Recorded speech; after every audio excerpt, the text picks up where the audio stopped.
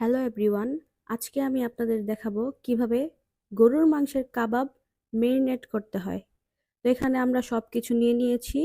প্রথমে আমি দিয়ে দিচ্ছি লেবুর রস, তারপর দিয়ে দিব সয়া সস, তারপর পরিমাণ মতো লবণ, পরিমাণ মতো টেস্টিং সল্ট, তারপর দিয়ে দিব পরিমাণ মতো জিরা গুঁড়ো, তারপর দিব ধনিয়া গুঁড়ো, তারপর দিব গোলমরিচের গুঁড়ো, তারপর দিয়ে দিচ্ছি লাল মরিচের গুঁড়ো। যে যে পরিমাণে ঝাল খেতে পছন্দ করে সবাই যার যার পছন্দ অনুযায়ী ঝাল বাড়িয়ে কমিয়ে দিতে পারেন। তারপর দিয়ে দিচ্ছি আদা বাটা, যেহেতু গরুর মাংসে আদা বাটা একটু বেশিই লাগে।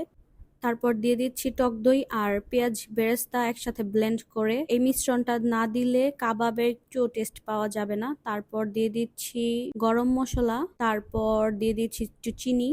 যেহেতু এখানে অনেক মশলা অ্যাড করা হয়েছে তাই চিনিটা একটু স্বাদ বাড়ানোর জন্য দেওয়া হয়েছে। তারপর দিয়ে দিচ্ছি টমেটো সস, তারপর দিব সরিষার তেল। সরিষার তেল আপনারা একটু বেশি দিলেও সমস্যা নাই, যেহেতু এটা কাবাব।